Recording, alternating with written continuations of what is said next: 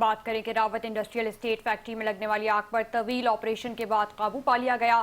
Rescue 1112 کے fire fighters نے 16 گھنٹے طویل فائر فائٹنگ آپریشن کے بعد آگ پر قابو پا لیا۔ تاہم متاثرہ عمارت میں کولنگ کا عمل تاحال جاری ہے تاکہ دوبارہ آگ بھڑکنے کے خدشے کو مکمل طور پر ختم کیا جا سکے۔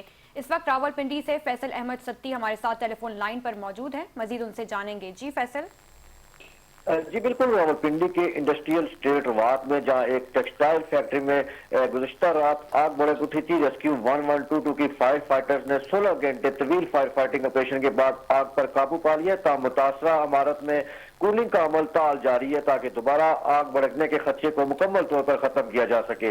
ریسکیو ذرائع کے مطابق آپریشن میں 21 ایمرجنسی گاڑیوں سمیت 80 سے زائد ریسکیو اہلکار حصہ لیتے رہے۔ آگ بجھانے کے لیے مسلسل فوم ملا پانی استعمال کیا گیا، جبکہ اب تک 2 لاکھ لیٹر سے زائد پانی استعمال ہو چکا ہے۔ ریسکیو ترجمان کا کہنا ہے کہ شدید اور طویل آگ کے باعث عمارت میں دراڑیں پڑ چکی ہیں اور گرنے کا خدشہ موجود ہے، جس کے پیش نظر فائر فائٹرز محفوظ فاصلے سے فائر فائٹنگ اور کولنگ کا عمل انجام دے رہے ہیں۔ متاثرہ عمارت میں جلنے والا سامان جو ہے وہ بڑی مقدار میں موجود ہے، جس کی وجہ سے آگ بجھانے کے عمل میں مشکلات کا سامنا رہا۔ ریسکیو ترجمان کے مطابق آگ پر تقریباً 75% قابو پا لیا گیا ہے، جبکہ باقی ماندہ حصوں میں کولنگ کا عمل جاری ہے اور آپریشن میں قریبی اضلاع سے طلب کیے گئے ریسکیو فائر ٹینڈرز اور فائر فائٹرز اور واسا ٹیموں نے بھی حصہ لیا ہے۔ جی تفصیلات کے لیے شکریہ فیصل ستی۔